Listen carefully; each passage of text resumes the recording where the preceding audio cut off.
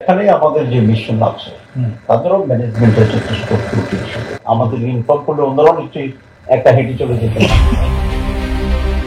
রাজনৈতিক প্রতিনিধিরা যুক্তরাষ্ট্রে প্রধান উপদেষ্টার সফর সঙ্গী হিসেবে গেলেও বিমানবন্দরে কেন আলাদা আলাদাভাবে বের হলেন সে নিয়ে চলছে ব্যাপক আলোচনা। এবার এ বিষয়ে যুক্তরাষ্ট্রের নিউ ইয়র্ক থেকে প্রকাশিত বাংলা সংবাদপত্র ঠিকানায় ব্যাখ্যা দিয়েছেন জামায়াতের নায়েবে আমির ডাক্তার সৈয়দ আব্দুল্লাহ মোহাম্মদ তাহের।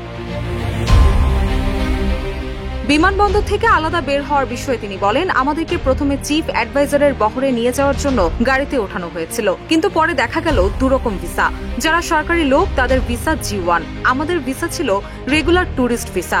এখানে নিয়ম হলো যাদের G1 ভিসা তাদের ফিঙ্গারপ্রিন্ট লাগে না, কিন্তু আমাদের ভিসার ফিঙ্গারপ্রিন্ট লাগে, আর এখানেই কমিউনিকেশন গ্যাপ হয়েছে। ওয়ালটন এখন দেশের সীমানা পেরিয়ে পৌঁছে গিয়েছে 50টিরও বেশি দেশে।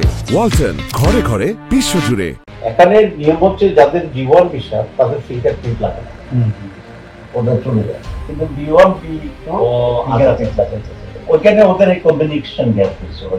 পরে আমরা হেঁটে ইমিগ্রেশনে চলে আসি, যদিও প্রধান উপদেষ্টা আমাদের জন্য 10 মিনিটেরও বেশি সময় অপেক্ষা করেছেন। এ সময় বিমানবন্দরের ঘটনায় বাংলাদেশ মিশনের ত্রুটি ছিল অভিযোগ করে তাহের আরো বলেন, তারা যথাযথভাবে ইনফর্ম করেনি এবং সেই অনুযায়ী ব্যবস্থাও নেয়নি। তিনি বলেন, আমরা যদি একসঙ্গে বের হতাম তাহলে আমাদের কাছে হয়তো হামলাকারীরা আসতো না।